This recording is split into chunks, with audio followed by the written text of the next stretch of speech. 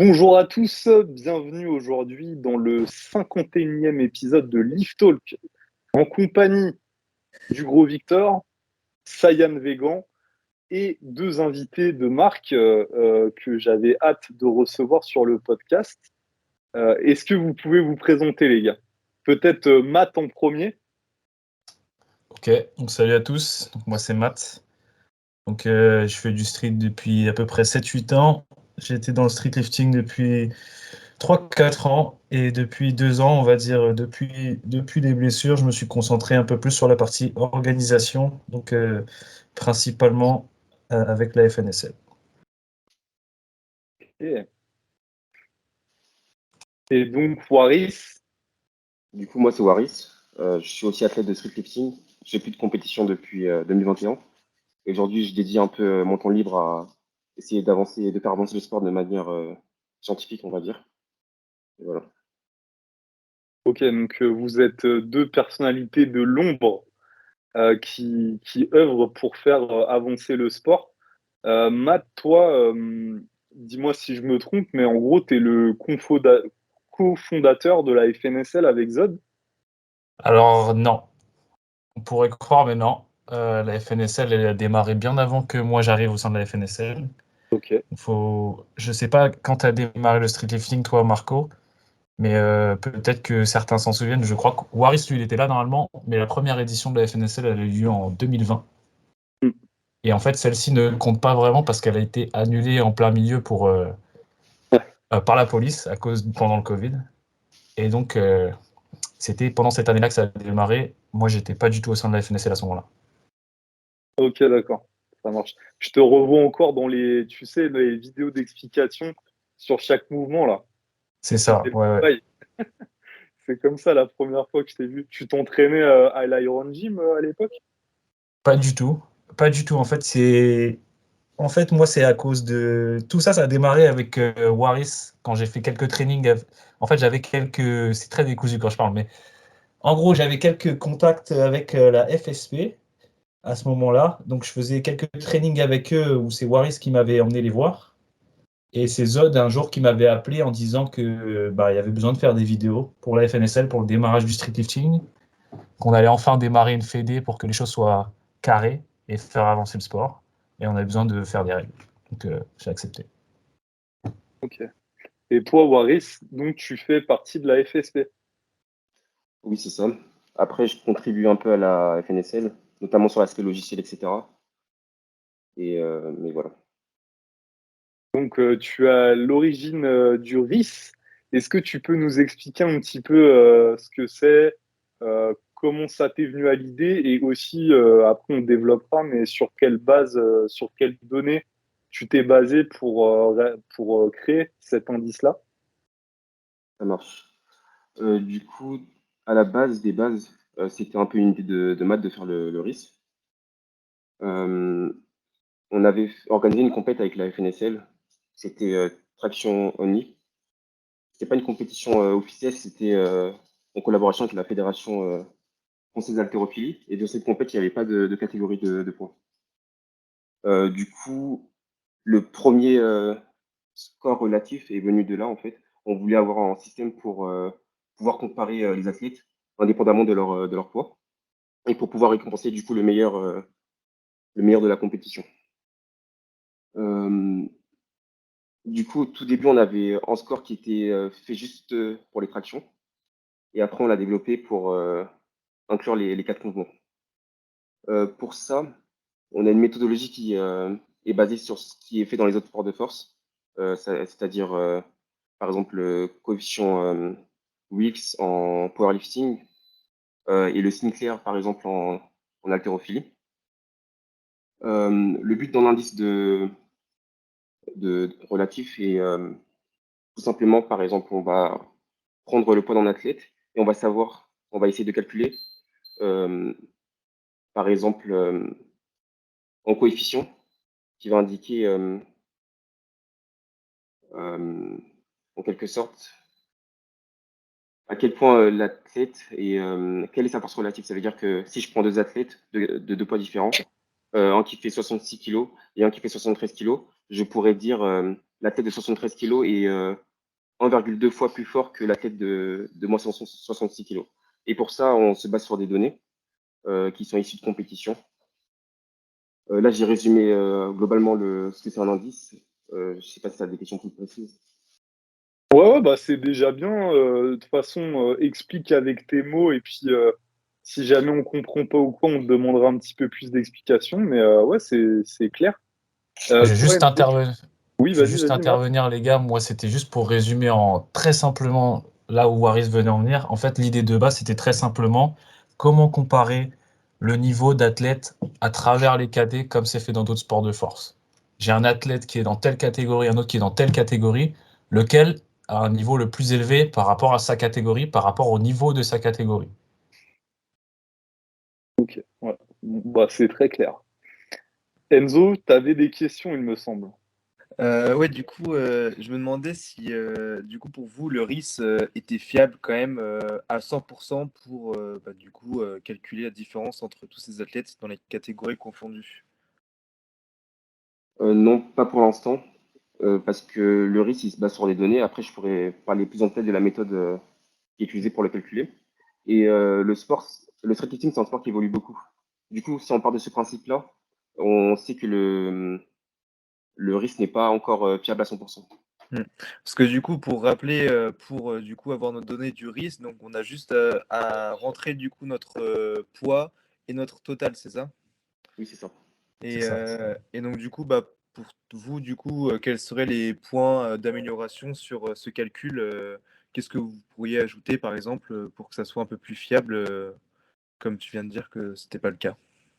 En fait, tout simplement, il faut attendre qu'il y ait de plus en plus de compètes de street-lifting pour avoir plus de données et pour permettre des calculs plus fiables.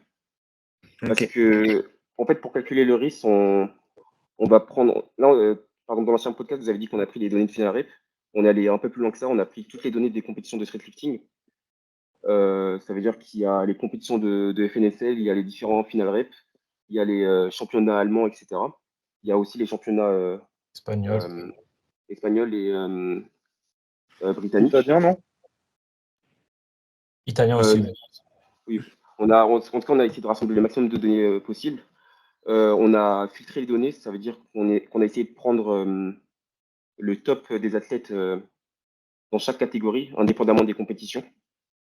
Et à partir de ça, on s'est dit que ces athlètes représentaient assez bien la force, entre guillemets, maximale qu'on pouvait avoir dans chaque catégorie de poids. Et c'est à partir de ces données qu'on est parti pour, on va dire, essayer d'approximer une fonction qui montre, je ne sais pas si vous avez vu mes posts sur Instagram, mais on voit que globalement, plus on est lourd, plus notre total est élevé. Et du coup, le but du risque, c'est de trouver la fonction qui permet d'aplatir cette courbe qui évolue de manière croissante. Ok. Ok. Et Après, c'est vrai qu'en ce moment, il y a pas mal de gens qui disent dans le streetlifting que un muscle-up devrait être bah, plus récompensé qu'un gros squat, étant donné que bah, notre pratique, c'est quand même des mouvements d'abstraction et muscle-up, contrairement au powerlifting où du coup, il y a du squat.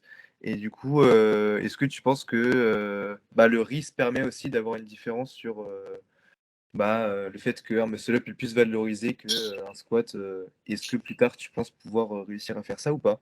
en fait, je pense que la question sous-jacente, c'est est-ce que vous avez pris les mouvements dans leur globalité? Enfin, chaque mouvement compte pour la même valeur ou il y a des mouvements qui comptent plus que d'autres actuellement ou aussi dans un avenir prochain? En fait, Pour actuellement, il n'y a l'instant, que le total qui compte. Du coup, je te laisse continuer, Matt. c'est comme tu voulais prendre la parole ou pas, Boris? Oui, pour l'instant, il n'y a que le total qui compte. C'est pour ça que quand on remplit le formulaire RIS, on a que le poids du corps et le total. Mais c'est vrai que il serait plus pertinent de prendre en compte les différences qu'il y a entre chaque mouvement. Par exemple, un athlète très lourd aura du mal à faire en plus gros comme muscle-up que par exemple un athlète qui fait 73 kilos. Et vice-versa, on pourrait avoir un athlète qui est très lourd et qui aura un gros squat, ce qui sera plus difficile pour un athlète de poids léger. Ok, donc ça, c'est des valeurs, enfin la formule, en fait, elle va évoluer dans ce sens-là, dans le fait de prendre chaque mouvement indépendamment et de créer, en fait, un indice encore plus précis à l'avenir, en fait. C'est ce que je comprends. En fait, ça dépend surtout des gens qui sont un peu à la tête des fédérations, ceux qu'ils veulent. Parce qu'aujourd'hui, euh, je pense que beaucoup de fédérations veulent garder en total comme valeur de base pour classifier les athlètes. Et il y a très peu de fédérations qui ont voulu faire, on va dire, en coefficient par mouvement. Du coup, on ne sait pas encore si on va aller vers cette voie encore. Ça, c'est encore à discuter. Ouais, pour l'instant, c'est pas la direction qui est prévue. Que ce soit, enfin, moi je vais parler pour les fédérations avec lesquelles on est en discussion, mais pour l'instant c'est pas ce qui est prévu. Le total reste roi. La direction, c'est d'avoir pris quelque chose de similaire au power et donc les athlètes sont jugés vis-à-vis de leur total. Donc l'indice c'est sur le total. Mais si jamais il y a certaines compétitions qui ont envie d'introduire des coefficients pour les mouvements, nous on est tout à fait prêt à travailler avec eux et à adapter pour faire quelque chose pour ça aussi. Ok. Après, effectivement, ça peut être mis en place comme le power, où du coup, il y a des athlètes qui sont récompensés par leur total et d'autres qui sont récompensés par leur indice au poids de corps. C'est ce qui était déjà le cas à Mm. la FNO France cette Ah. année. C'est ça. Victor, tu avais des questions? Ce qui nous avait un petit peu interpellé, nous, justement, c'était la caractéristique à classifier les totaux d'une manière un peu linéaire, c'est pas le terme, mais croissante, dans le sens où l'indice était de plus en plus, demandeur. Enfin, c'était de plus en plus compliqué d'avoir un gros risque au fur et à mesure qu'on était lourd, alors que à l'échelle nationale, donc en France spécifiquement, après sur les autres pays, c'est vrai que j'ai pas analysé particulièrement, et ben c'est pas tout à fait le cas. Il y a vraiment une courbe qui va avoir une pointe vers, je pense, les plus gros totaux, ça doit être en 94, et après où ça va vraiment redescendre assez sensiblement. Et à Final Rep, je ne sais plus si c'était tout à fait le cas. Et c'est vrai que du coup, le risque n'a pas cette fonction un petit peu à croître et puis ensuite à décroître avec un pic, mais vraiment à aller que vers le haut. Je ne sais pas trop si, pareil, vous avez ça en tête, si justement vous, enfin certainement vous l'avez en tête, mais justement comment vous compteriez y pallier, etc. Alors, je veux bien répondre si Iris me laisse, ou s'il a déjà des trucs en tête, je sais pas, comme tu veux. Je te laisse répondre. Ok, ça marche. Donc en fait, je pense que cette impression-là, Victor, c'est tout simplement parce que les catégories lourdes en France, c'est pas celles où on est les plus performants. Et dans le street en général, c'est pas celles non plus qui sont les plus en avance en termes de niveau. On va dire par exemple, si je regarde la 73 ou si je regarde la 66, les top performers, c'est quasiment que des Français, ou majoritairement des Français. Et Ouais, donc oui, forcément, carrément. si tu regardes leurs risques, ils sont énormes. C'est les premiers mondiaux, donc forcément, ils sont énormes. Mais c'est sûr que si je regarde la 104, la moins 104, bon, même si pour l'instant, Final Rep, c'était moins 94 plus 94, les meilleurs, c'est des Tonio, c'est d'autres nationalités. Je crois que c'était Yann Makula, par exemple. Donc, c'est à ça que ça se joue, le fait qu'on ne voit pas d'énormes risques. Et pour répondre à ta question, le fait que ce soit continue d'être croissant, ta deuxième question, excuse-moi, le fait que ça continue d'être croissant et que ça ne fasse pas une décroissance à la fin, en fait, je suis d'accord avec toi que si on prend que des mouvements purement street, donc muscle up, traction, dips, sur le tirage, il y a de fortes chances que au bout d'un certain moment, on atteigne un palier qui fait que c'est de plus en plus dur de gagner du poids soulevé en termes de tirage pour des athlètes très lourds. Mais c'est compensé Oui, bien par la sûr. poussée. Ce qui fait que pour nous, même si un athlète comme Xavier, donc le premier mondial qui est actuellement en moins de 94, il a des perfs énormes, on pense toujours que si sur les catégories plus élevées, il y a des gens qui sont très performants sur la poussée, ils pourront toujours avoir un meilleur total que lui. Ok, oui, oui, oui, bien Mhm. sûr. Oui, je vois ce que vous voulez dire. Mais justement, la question, en gros, si tu veux un petit peu fond de la question, c'est du coup la vocation du RIS, c'est quand même de comparer les athlètes à une échelle internationale, pas spécifiquement nationale. C'est ça, Oui. c'est exactement ça. Ok, oui, la Mais, prise en compte des données est vraiment dans ce sens-là. C'était aussi pour avoir cette image-là, c'est ce qui nous interrogeait un petit peu. mais alors, d'exemple, par exemple, aujourd'hui, tu peux avoir en powerlifter qui débarque à la FNSL, qui aura un squat gigantesque, je sais pas, peut-être une traction à 60 kilos, etc., en dips assez potable et en petit muscle-up. Et son total va faire que il pourrait facilement atteindre les 550, par exemple. Et si on accepte de faire décroître la courbe, ça veut dire que cet athlète pourrait finir premier de la compétition.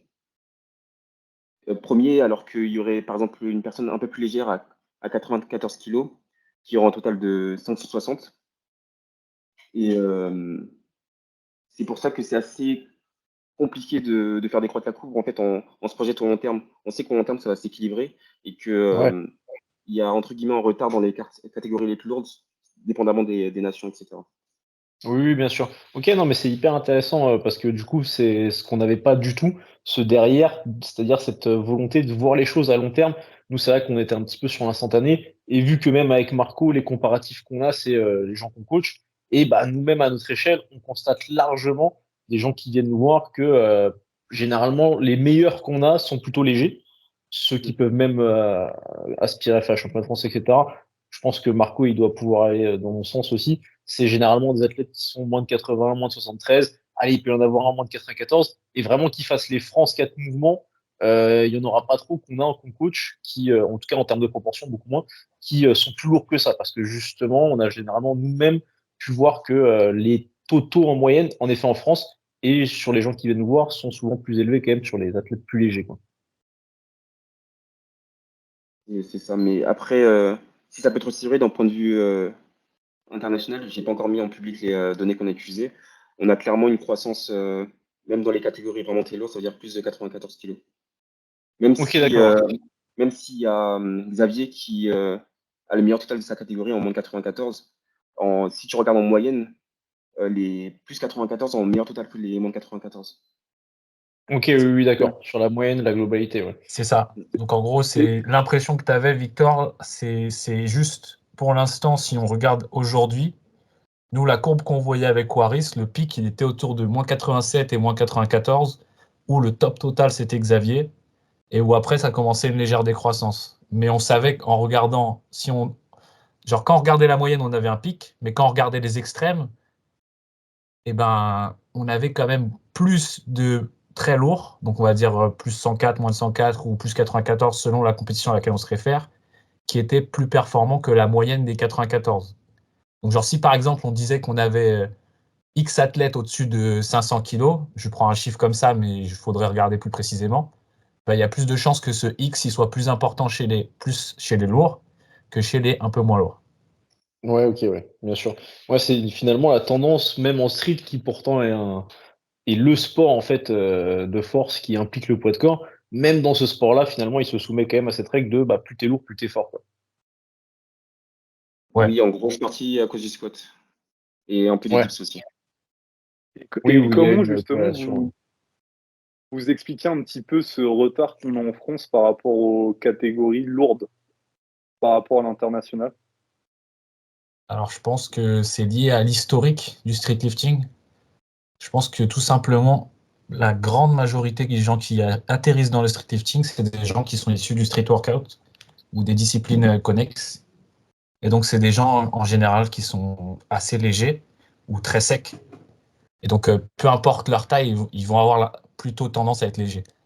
Parce que quand on parle de très lourd, on parle de gens qui font, donc, comme on l'a dit, plus de 94 kilos, plus de 100 kilos, c'est quand même des gros gabarits qui, en général, sont pas secs. Ouais. Donc, ouais, plutôt, ok, moi je pense les pays de l'Est, etc., les mecs, même lourds, seraient plus à même de commencer, on va dire, le street que en France où il y a ouais, un historique, comme tu dis, et peut-être même un petit peu une crainte qu'on ait un poids lourd de commencer le street lifting. On se dirigerait plutôt vers le power, presque. Je pense aussi que ça joue, ouais. Après, il faudrait vérifier ce qu'il en est, mais j'ai l'impression aussi que dans d'autres pays, par exemple en Allemagne, en fait, en France, les gens qui font du street lifting, c'est des gens qui sont issus du street workout de manière générale. Mais dans les autres pays, j'ai l'impression qu'il y a eu très tôt beaucoup de gens qui faisaient des sports de force comme le power, qui se sont mis directement au street lifting, ce qui explique que c'est dans ce genre de pays où tu peux retrouver des gens qui ont des très gros squats et qui sont un peu moins forts en tirage que des Français, par exemple. Hmm. Mais ça reste à vérifier, c'est juste une impression. Ouais, moi, je te rejoins assez, hein, quand même. Victor, Ouais, alors aussi est-ce l'autre que... question que j'avais justement, c'était par rapport à ce que vous aviez un petit peu abordé tout à l'heure, c'est vu qu'on voit un peu l'émergence de par la démocratisation du street lifting, de compétitions, mouvements spécifiques, donc traction only, dips only, etc. Est-ce que vous prévoyez de justement faire un RIS, un indicateur spécifique par mouvement, même si là il en a parlé un petit peu Enzo, mais Enzo en avait plus parlé justement sur le fait d'intégrer entre guillemets comme des ratios, mais en tout cas de prendre en compte la dissociation des mouvements au sein du total. Là, c'est vraiment, est-ce que vous compteriez même faire un découpage mouvement par mouvement, faire un risque individuel mouvement par mouvement? En soi, c'est prévu, on avait déjà commencé à le faire avec les tractions. Là, actuellement, je suis en train de travailler sur une petite plateforme. Je ne sais pas encore si ce sera public, mais ça permettrait de manipuler facilement les données et du coup calculer des scores RIS. Ça veut dire, par exemple, si on veut un score RIS à l'échelle nationale, on pourrait juste filtrer les données de France. Si on veut un score RIS par mouvement, on pourrait juste filtrer les données spécifiques à chaque mouvement et tout. Après, le problème, c'est que là, on a utilisé une fonction spécifique pour modéliser du coup la force relative en prenant en compte le total. Si on le fait mouvement par mouvement, il faudrait réfléchir à d'autres formes de fonctions. Par exemple, on sait, on sait très bien qu'en muscle up, il y a une très grande chance d'avoir une décroissance au lieu d'une croissance. Ouais, bien Et sûr. Ouais. du coup, il faudrait plus réfléchir à quelle fonction on utilise derrière pour modéliser nos données en fait. Mais c'est prévu en soi. C'est ça, en fait, ça revient juste à répéter ce qu'on a fait, mais plusieurs fois en tenant compte des différences de chaque mouvement, quoi. C'est un peu plus de boulot et je pense on va s'y mettre. Et c'est toujours moins de boulot que si vous n'aviez pas déjà fait. Donc, C'est ça, c'est ça. premier, oui, voilà. C'est quand tout est à construire, ça demande toujours plus d'efforts ensuite. C'est En tout ça. cas, La logique voulait qu'on s'attaque au total en premier puisque ça donne une bonne idée de est-ce que ça fonctionne. Ouais, bien sûr, bien sûr. il faut se dire que il faut juste beaucoup plus de données et plus on aura de données, mieux ça sera et voilà. Ok. Évidemment, de toute façon, plus vous aurez de recul, plus il y aura eu de compétitions qui auront eu lieu, plus vous pourrez justement avoir des données représentatives à différentes échelles d'un niveau qui permettra d'avoir un risque le plus qualitatif possible. Là, justement, à quel point vous pensez qu'il est performant au vu de ce qu'on dit? Parce que nous, du coup, on avait déjà ces premiers a priori, on le trouvait entre guillemets, comment dire, perfectible dans ce sens-là, dans le sens où on trouvait que à l'échelle nationale, il était peut-être pas forcément représentatif, mais du coup, on l'a assez bien compris par rapport à ce que vous avez expliqué. Donc ça, pour le coup, c'est assez clair. Est-ce que vous jugez que à l'heure actuelle, il est perfectible ou il est à, on va dire, 99% de ce qu'on peut attendre de lui? Je pense qu'il est perfectible et que peut-être, comme on l'a dit, c'est la première année. On va dire qu'il est peut-être à 70%, 60%. Je ne sais pas ce que Riss en pense, mais je pense que les bases sont posées. Il faut juste des données pour affiner. Après, je ne sais pas si Ok. vous avez vu le classement de la FNSL et ce que vous en avez pensé. Parce que par exemple, on avait Ludo Adamantium qui a fini premier avec en RIS de 103. Ensuite, il y a Justin qui a fini deuxième avec un RIS de 103,24, juste un peu moins que Ludo. Après, il faut savoir que Justin, il a fait le deuxième meilleur total en moins de 66 qui a eu lieu. Non, c'est le troisième, désolé. En pesant Juste 63 après, kilos. oui, en pesant 63 kilos, ça veut dire qu'il y a juste Ashura et j'ai oublié comment il s'appelle. Tu penses à Julien. Yura, Ouais, Yura, Julien. Ashura et Julien qui ont fait un meilleur total que lui. Et lui, avec 3 kilos de moins que sa catégorie, il a réussi à faire un total de 406 kilos. Sachant que dans sa catégorie, la moyenne, elle est de 380 de total. qui explique qu'il a fini deuxième. Ensuite, il y a Raoul avec 478 de total et en score de risque de 100 qui est arrivé troisième. Je ne sais pas si vous trouvez ce classement cohérent, mais on peut le regarder et se poser la question dessus pour savoir si le risque est ce qu'on attend ou pas en fait.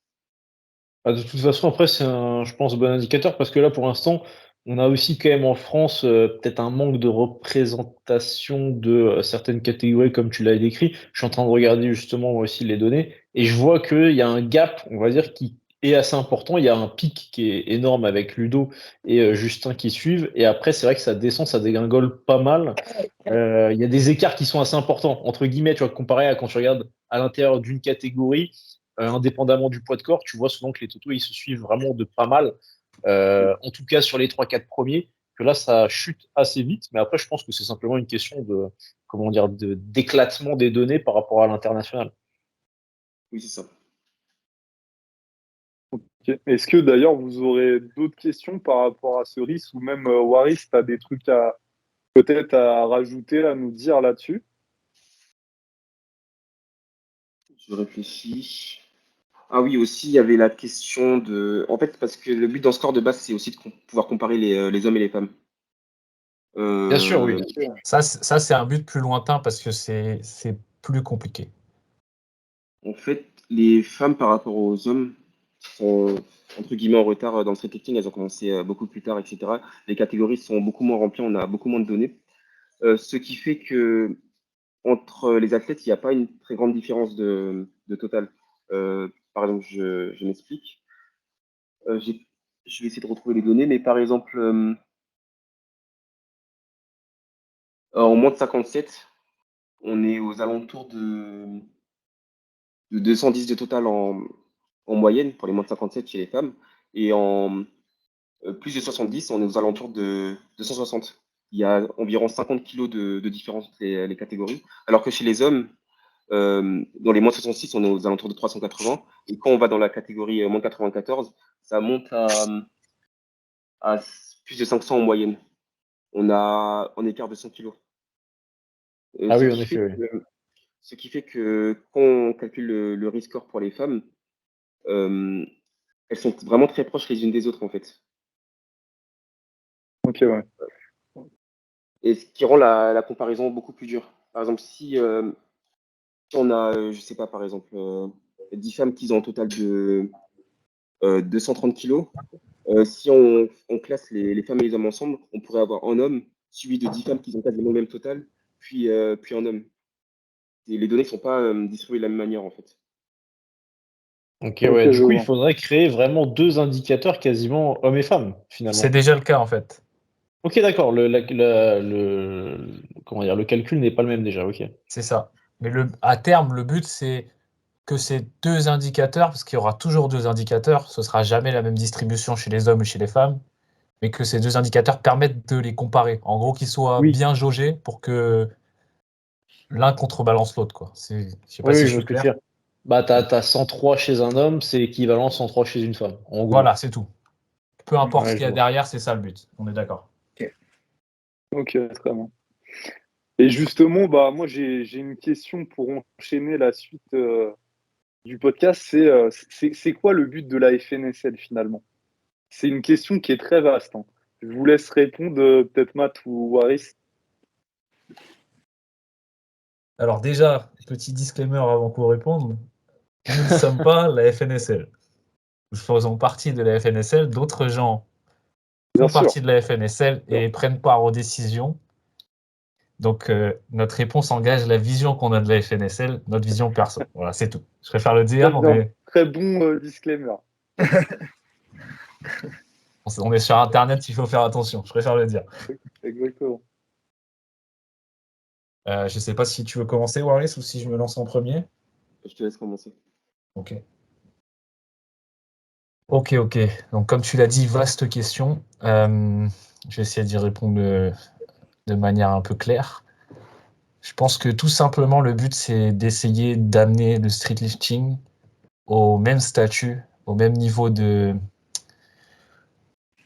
on va dire, d'établissement que des sports de force plus connus aujourd'hui, que ce soit le powerlifting, que ce soit l'haltérophilie, que ce soit peu importe. Le but, c'est vraiment d'établir le streetlifting comme un sport de force majeur et de faire tout ce qu'il faut pour que ce soit carré. Et le but, c'est aussi que chacun des athlètes qui s'investissent puisse y gagner des choses, que ça donne accès à certains statuts pour des gens qui ont atteint un certain niveau.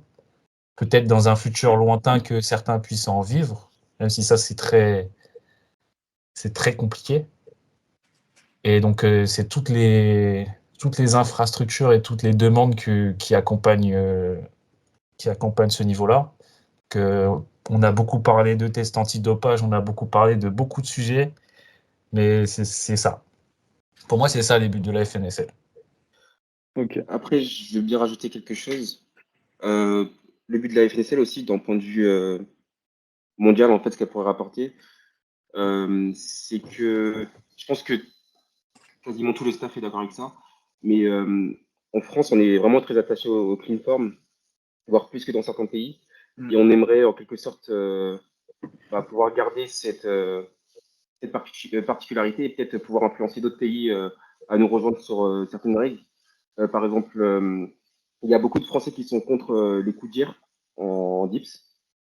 À la FNSL, elles ne sont pas encore autorisées. Et on est plusieurs à vouloir persister pour que cette règle reste et peut-être puisse se propager à l'international. Ok, ouais, donc c'est en fait la France, on a les standards les plus élevés finalement. Mm. Et c'est vrai qu'on aimerait rester la référence par rapport à ça et que les autres prennent exemple sur nous ou s'alignent avec nous. C'est ça. Oui, c'est ça.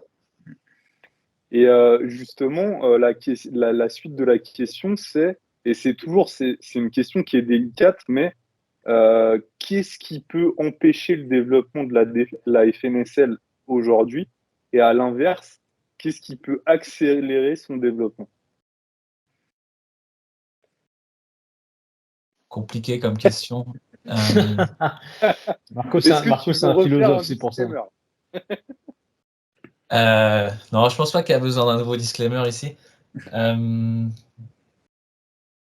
pense que c'est principalement l'engouement. Après, je sais pas si vous allez me suivre là-dessus, mais je pense que tant qu'il y a assez d'athlètes qui sont derrière nous,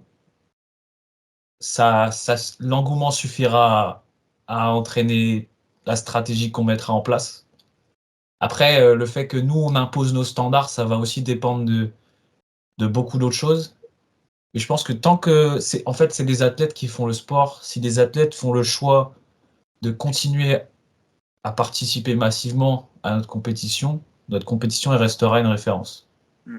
Tant que les athlètes français seront performants, seront nombreux et seront visibles sur la scène internationale, la FNSL elle aura une voix importante. Je pense que c'est juste ça. Ok. Ouais, ça me paraît très très juste. Justement, c'est assez intéressant parce que comment vous avez perçu, vous, de votre côté, de l'intérieur, le fait qu'il y ait pas mal eu de personnes, d'athlètes français qui ont participé à Finalrep, qui n'ont pas participé à la FNSL cette année, particulièrement justement à cause de la proximité entre les deux événements, parce que on est exactement dans ce que tu dis, c'est des gros athlètes pour certains qui n'ont pas participé donc au rayonnement de manière indirecte au streetlifting français. Qu'est-ce que vous avez eu un petit peu comme pensée sur ce moment-là? Je vais m'exprimer un peu sur ce point-là. Ok. Déjà, il y a des points positifs et des points négatifs. Les points négatifs, c'est que, bien sûr, avoir des têtes d'affiche dans nos compétitions, ça pourrait créer beaucoup plus d'engouement, comme disait Matt. Mais faut savoir aussi que les compétitions étaient très proches. Du coup, c'est pas évident pour un athlète d'enchaîner deux compétitions qui sont à des intervalles très proches. On va dire, de ce point de vue-là, ça peut être excusable. On a vu des athlètes qui sont venus justement après Final Rep, ils ont fait un bien moment total qu'à Final Rep, à la FNSL. Et ensuite, le point, on va dire, qui est légèrement plus positif, c'est que ça permet à des athlètes qui sont émergents de pouvoir faire des podiums. Et voilà. Et de démontrer d'une certaine manière l'accessibilité, même si ça l'est de moins en moins, mais au haut niveau en streetlifting français pour donner envie, on va dire, un petit peu aux gens. Donc c'est vrai que c'est un côté un petit peu motivationnel. Mais justement, comment est-ce que vous expliqueriez, en dehors, on va dire, du fait qu'il y ait eu une certaine proximité entre les deux compétitions, qu'il y ait eu beaucoup d'athlètes français qui ont sous-performé par rapport à ce qu'ils avaient fait à Finale? Donc, si on ne prend pas en compte la proximité, même si déjà je pense que c'est un facteur à prendre en compte normalement, je pense déjà qu'il y a ce qu'on a dit au début, on a les standards les plus exigeants en France. Donc, que ce soit l'absence de coups d'hier en dips, que ce soit le placement plus limité du poids en muscle-up, que ce soit la sévérité des juges. Sur ces points-là, je pense que c'est plus dur en France de passer certaines reps que dans d'autres fédérations. Je suis assez d'accord. Est-ce que justement vous avez eu l'impression, là on part presque sur des débats un petit peu, je vais pas dire philosophiques, mais on va dire non, je saurais pas définir, peu importe. Mais en tout cas que justement il y a certains athlètes français ou pas, mais peut-être justement français, qui se sont sentis un peu libérés à Final Rep en se disant ok là on voit que c'est quand même un petit peu plus free, on peut se permettre plus de choses, on va pouvoir gonfler le total. Est-ce que vous avez eu cette sensation-là justement? Je pense, mais après, c'est tant mieux. C'est tant mieux pour eux. Si ça veut dire que la vraie bataille plus dure est en France et qu'après, là où ils peuvent rayonner encore plus, acquérir plus de notoriété, ce sera plus facile. Il faut peut-être le voir aussi comme un petit Bien sûr, ouais. test. Moi, je suis pas Entraînement forcément d'accord avec difficile, ça. bataille facile. C'est ça, c'est ça. Et alors, Je suis pas du forcément d'accord avec ça, justement, parce Ok. que je pense qu'il y a beaucoup d'athlètes français qui sont vraiment attachés aux valeurs françaises.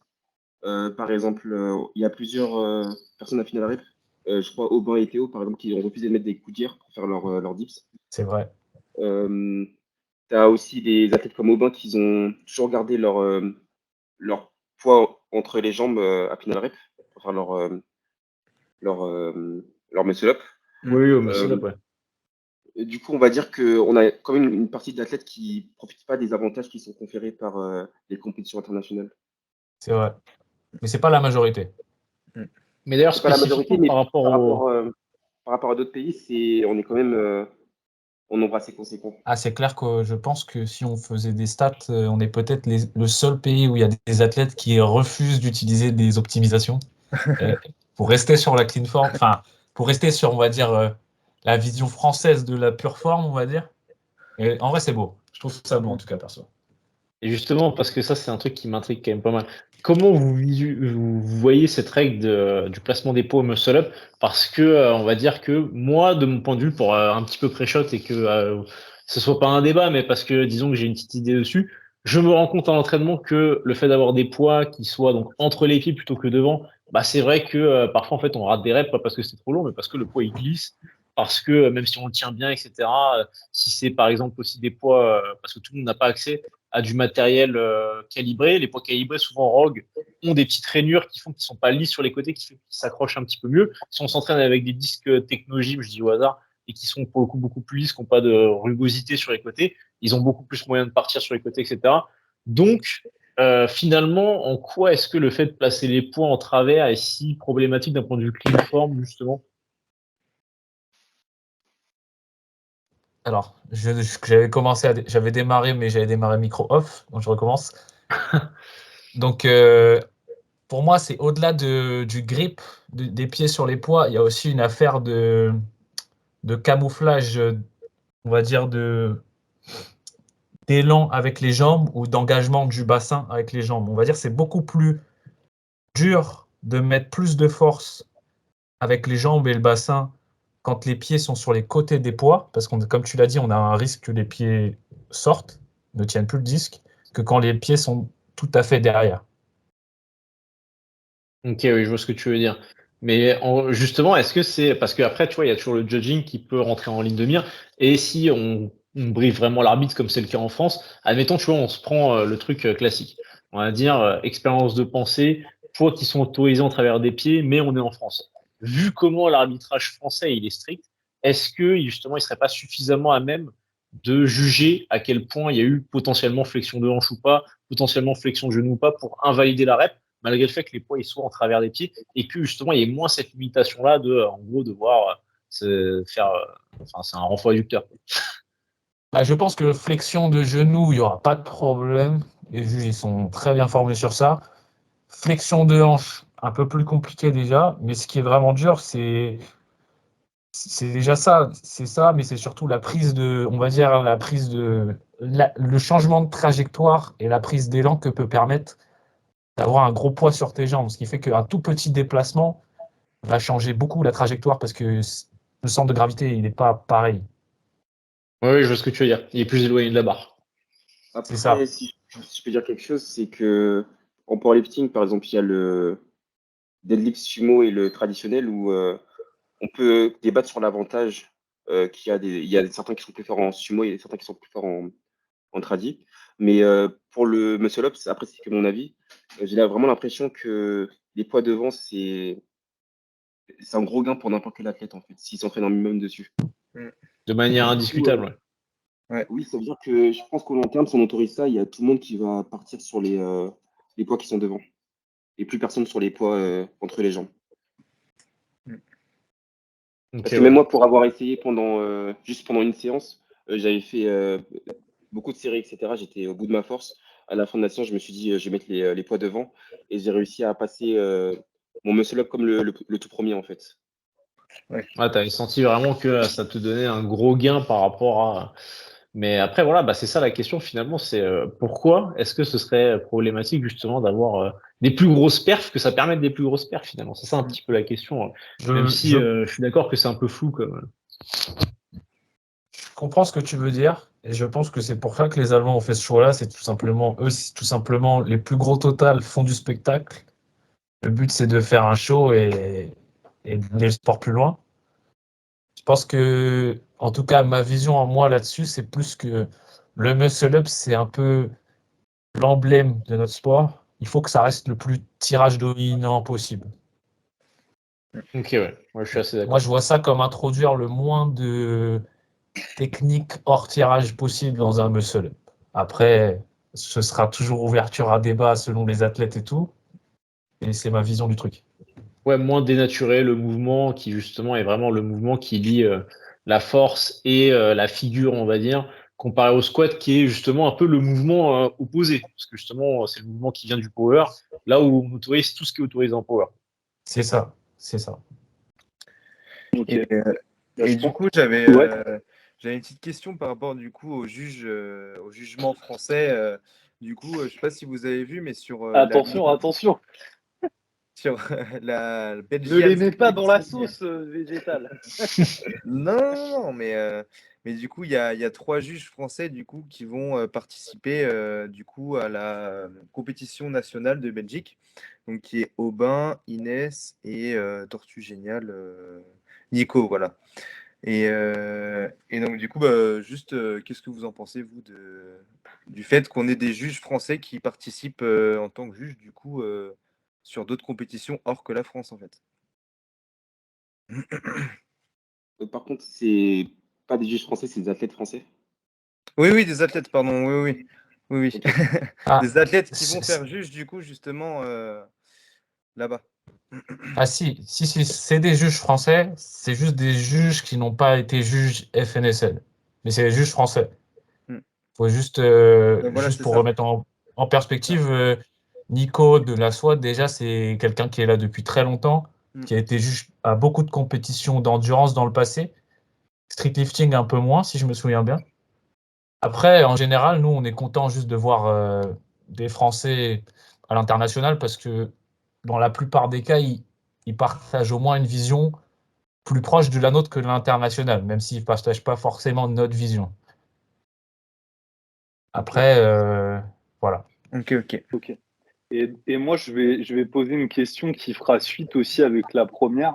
C'est, je vous demandais, qu'est-ce que vous voyez comme ce qui pourrait limiter l'évolution ou à l'inverse l'accélérer.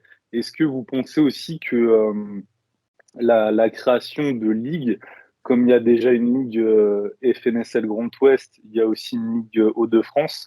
Est-ce que vous ne pensez pas que ça aussi, ça va être extrêmement décisif sur l'évolution dans les années à venir de la Fédé?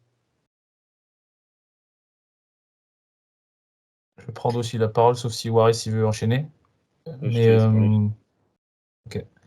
Mais bien sûr, ça rentre dans la logique, dans le but final. Le but final, c'est d'être comme les sports établis, donc d'avoir un système de qualification qui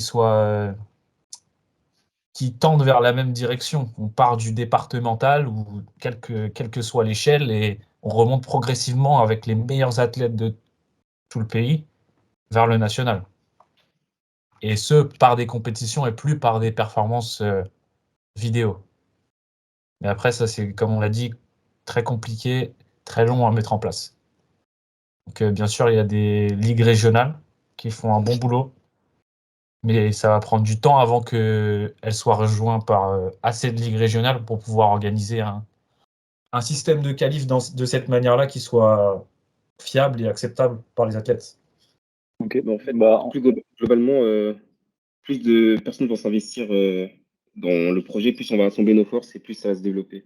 Mais ça dépend vraiment de ça, en fait. Est-ce qu'il y a une personne dans chaque région qui est prêt à créer une ligue, etc.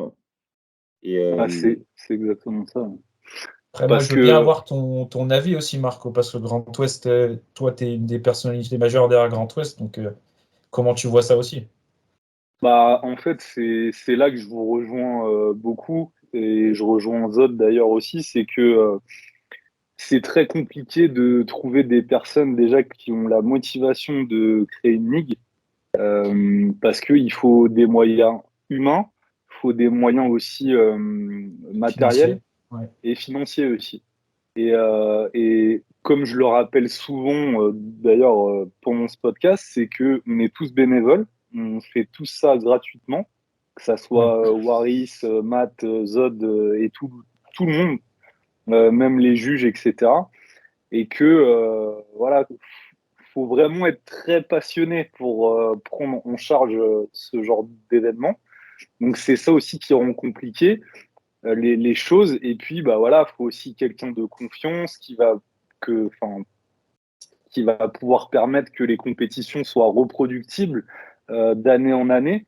Donc ça aussi, c'est pas évident parce que, bah, comme vous le dites, voilà, on est encore au début, etc.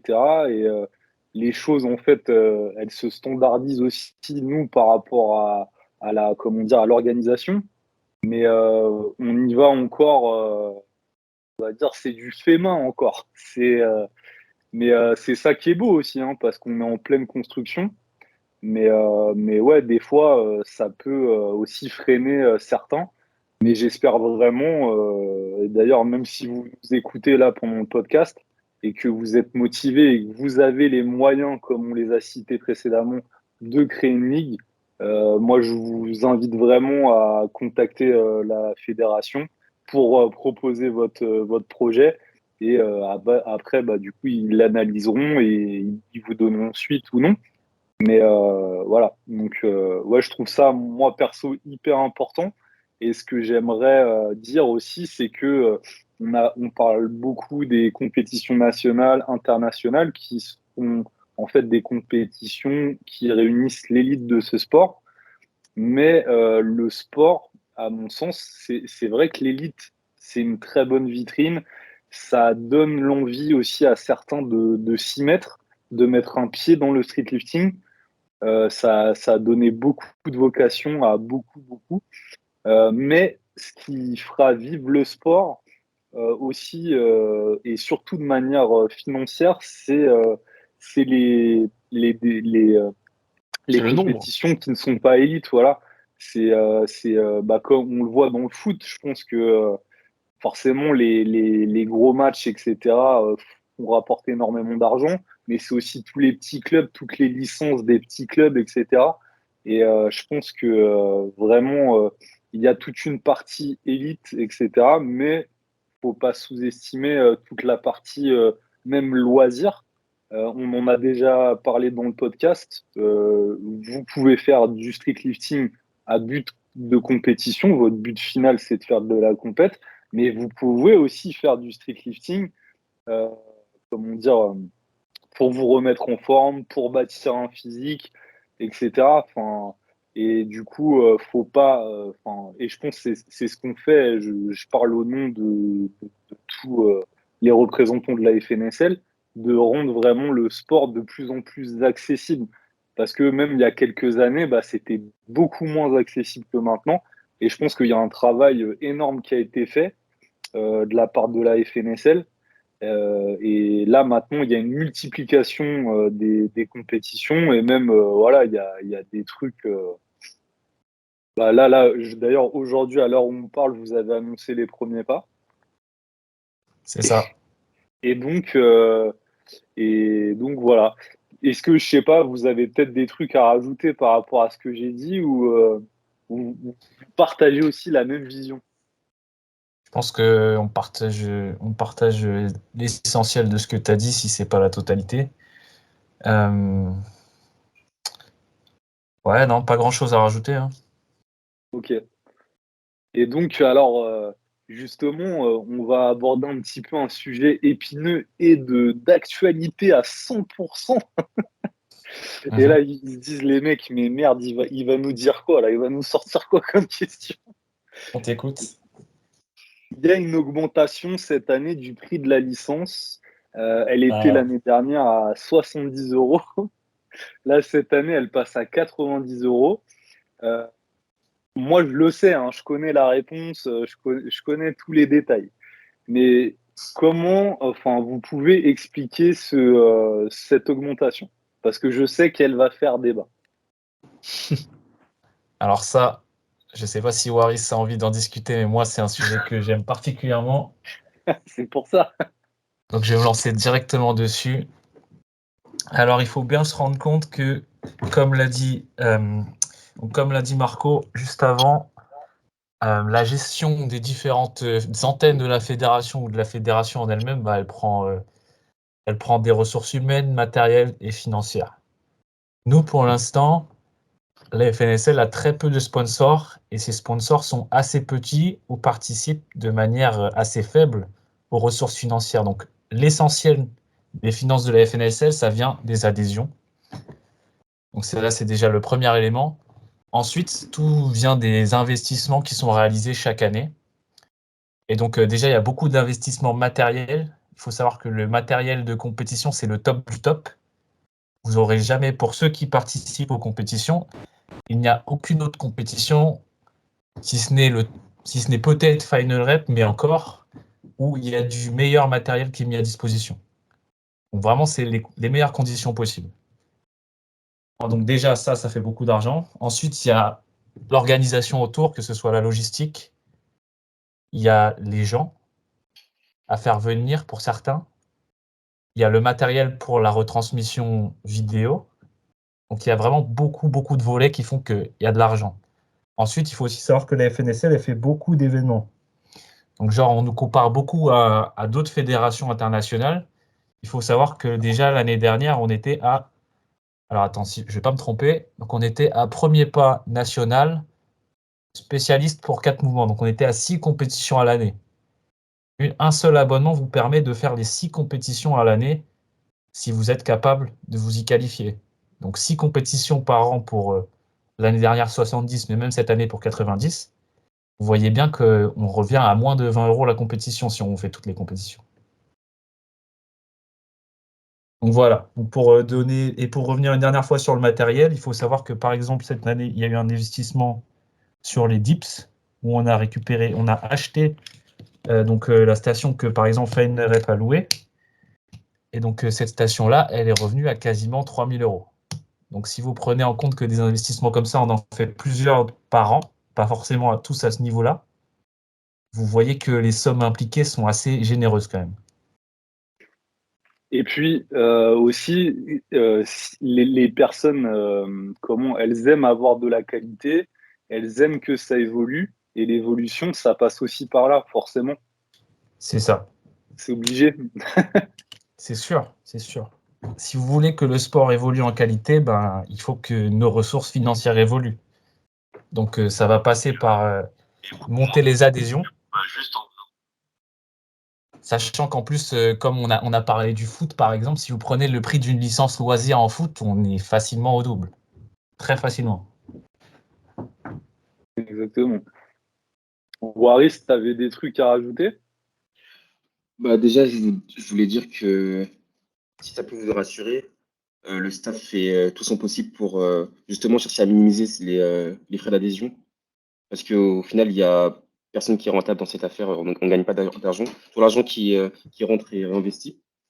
Et tout simplement, si vous avez des doutes sur les coûts, etc., n'hésitez pas à tout simplement rejoindre l'organisation et vous verrez à quel point c'est des fois assez difficile de gérer un budget et de chercher à minimiser les coûts parce que on a besoin d'argent pour faire grossir le sport, tout simplement. Ok. Puis encore Ouais. un dernier élément, comme tu l'as dit Marco juste avant, la plupart des gens qui sont impliqués dans la FNSL, c'est pas leur boulot le street lifting. Donc ils font ça sur leur temps libre, leurs ressources elles sont limitées. Donc on ne fait pas forcément les meilleurs choix possibles si on avait tout le temps qu'il faudrait pour les faire. On essaie de faire des choix rapides, efficaces et au plus économique possible, mais c'est pas tout le temps le cas. Ouais. Et il y a un truc très juste que vous avez dit, et ce qu'il faut retenir de tout ça, c'est que la FNSL ne fait pas d'argent, ne se fait pas d'argent. Retenez bien ça. C'est vrai. Et je sais qu'il y en a qui se plaignent, ouais, ça augmente tous les ans, et puis là, l'année prochaine, sûrement, ça va encore augmenter, etc. Mais prenez en compte tout ce qu'on vous a dit, tous les investissements que la FNSL fait, et sachez qu'en plus, c'est des investissements qui sont totalement palpables et visibles. C'est pas comme nous, en tant que citoyens, on se plaint souvent qu'on paye trop d'impôts, etc. Et on voit pas forcément comment ça investit. Là, vous voyez totalement comment ça investit. Donc, pour moi, il y a pas de questionnement à avoir. Ça peut, il y a des gens qui peuvent être mécontents par rapport à cette augmentation, mais elle est totalement justifiée. Je vais revenir encore là sur ce que tu viens de dire. La FNSL ne fait pas d'argent. Pour vous dire, comme je l'ai dit, la toute première année de la FNSL, c'était 2020. C'est la toute première année depuis ces 4 années, de 2020 à 2023, où la FNSL ne finit pas en perte à la fin de l'année. La seule. Toutes les autres années, de l'argent est parti de la poche de certaines personnes qui font partie de la FNSL, que ce soit Zod, que ce soit moi, que ce soit d'autres personnes. Certains ont mis la main à la poche pour couvrir les pertes. Donc ça, c'est quelque chose Exactement. d'autre qu'il faut avoir en tête. Des gens C'est pour ça. qui ce n'est pas le travail, qui mettent de l'argent dans leur poche pour que le sport avance et qui souvent en retour se font questionner sur où va l'argent. Et bah, nous, c'est pareil. Quand on a ouvert la Ligue Grand Ouest la première année, l'année dernière, on a investi. Donc, bah, du coup, c'est moi qui investis. Et dont des poids calibrés, etc. Et ça, j'ai pas eu de financement ou quoi. Donc, voilà, c'est tout ça pour vous dire que voilà, faut vraiment être passionné, faut mettre la main à la pâte et c'est comme ça. Et heureusement qu'il y en a d'ailleurs, et il y en a de plus en plus, hein, des gens qui veulent participer, qui veulent évoluer. Mais moi, ce que je reproche aussi un petit peu, c'est les gens qui viennent participer, en fait, qui viennent manger sans forcément apporter et qui en plus se plaignent à côté. Et bah, désolé de vous dire que ces gens-là, vous n'avez pas le droit de vous plaindre parce que vous n'êtes pas légitime à vous plaindre. Vous serez légitime si, par exemple, vous participez d'une manière ou d'une autre, si vous faites partie du staff ou quoi, ou même, on l'a déjà vu pendant la compétition, des chargeurs qui sont fatigués, etc. Proposez votre aide encore cette année. On a eu du mal à avoir des bénévoles pour les France de FNSL. N'hésitez pas, si vous êtes passionné, c'est comme ça que vous pouvez apporter votre pierre à l'édifice.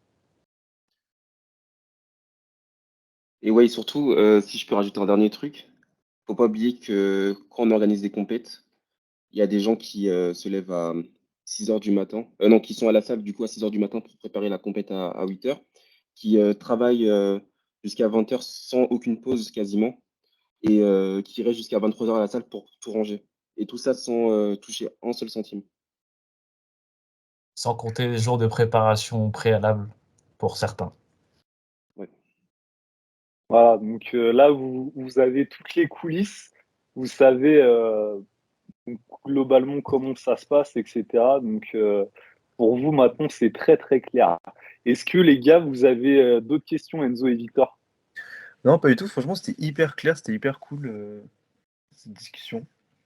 Ah, merci à Ouais, vous. carrément. C'était très important aussi, je pense, de mentionner ces aspects-là que les gens oublient trop souvent. Et ils ont trop l'impression que beaucoup de choses leur sont dues sans avoir jamais besoin d'investir quoi que ce soit, alors que c'est toujours du donnant-donnant.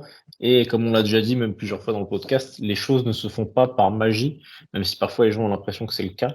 Mais je pense que là, vous avez donné des exemples très concrets pour nous démontrer ça. Carrément. Ok. Mais après, je pense Merci. aussi que, excuse-moi Marco, je coupe juste avant que tu conclues, mais je pense aussi que on fait pas forcément le meilleur boulot de communication là-dessus. Donc, je pense aussi faut qu'on montre aux gens, parce que certains vont pas forcément faire l'effort. Il y a Bien sûr. il y a pas mal de personnes qui vont faire l'effort de comprendre et qui vont se rendre compte assez vite ou par argent. Mais il y en a pas mal qui attendent que l'info leur tombe dessus pour pouvoir comprendre. Donc, je pense que là-dessus, on peut faire un effort de communication. Ouais, je pense que ça peut motiver même les gens à comprendre, à être capables eux-mêmes d'investir. De toute façon, c'est comme ça que ça fonctionne dans plein d'endroits, dans plein de pays. On vient pas forcément prendre l'argent direct à la source, on vient le demander aux gens et les gens comprennent qu'il y a ce besoin d'investir d'eux-mêmes, de leur personne, mais aussi financièrement pour que des projets grossissent. Et c'est vrai que en faisant comprendre ça aux gens, ça peut les aider à mettre la main à la pâte. Carrément. Merci beaucoup, en tout cas, Matt et Waris, d'être intervenus sur le podcast. C'est un truc qui me tenait à cœur. On vous souhaite plein de bonnes choses et beaucoup d'énergie aussi pour toutes les compétitions qui vont avoir lieu là en 2024. Vous avez annoncé les premiers pas. Les premiers pas qui seront quand? Donc, le 9 et 10 mars, donc dans un peu moins de 2 mois. Ça va arriver extrêmement vite, hein, tout ça. Donc, ah oui, peut-être juste pour conclure, c'est quoi un petit peu la particularité des premiers pas de cette année?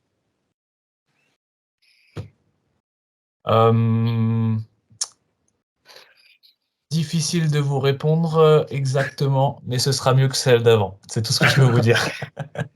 Par rapport à l'inscription, hein, je parlais. Je pense qu'on a abordé le point qui fâche principal, donc l'adhésion.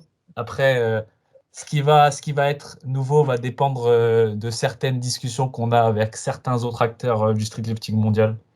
Donc là-dessus, cette réponse peut évoluer, donc je préfère pas mouiller. Ne le mets pas dans la sauce, Marco, laisse-le tranquille.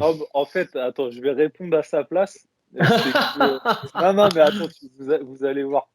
C'est que, en fait, là, cette année, pour les premiers pas, il ne faudra pas avoir participé à une compétition FNSL 4 mouvements depuis sa création. C'est ça la particularité cette année. En gros, C'était un petit déjà peu. le cas avant, ça, Marco. Ouais, mais qui n'était pas forcément respecté pour certains. C'est vrai qu'il y avait eu certaines exceptions, je crois bien. Mais bon, c'était le principe général. Ok, ouais, Je crois d'accord. que c'est Ok. seulement si on remplissait pas qu'on a fait des exceptions, il me semble. Et là, il y a des minima ou pas pour ces premiers pas? Ça va dépendre de l'engouement, je pense. Ça Mais faudrait non, il demander n'y a pas de à. minima prévu normalement. Ok. Il n'y a pas de minima, juste on prend les 7 meilleurs athlètes qui s'inscrivent. En premier. Ok, d'accord, ça marche. Merci. Bon, en tout cas, merci beaucoup encore. Merci. On vous souhaite une bonne fin de journée à vous deux et puis plein de bonnes choses pour cette année, les gars. On va travailler dur. Bonne Merci à Merci vous. pour l'invitation. Merci De pour rien. l'invitation, Salut, comme les dit gars. Waris. Bonne journée. Ciao De les rien. gars. Ciao. Merci à Ciao. vous aussi.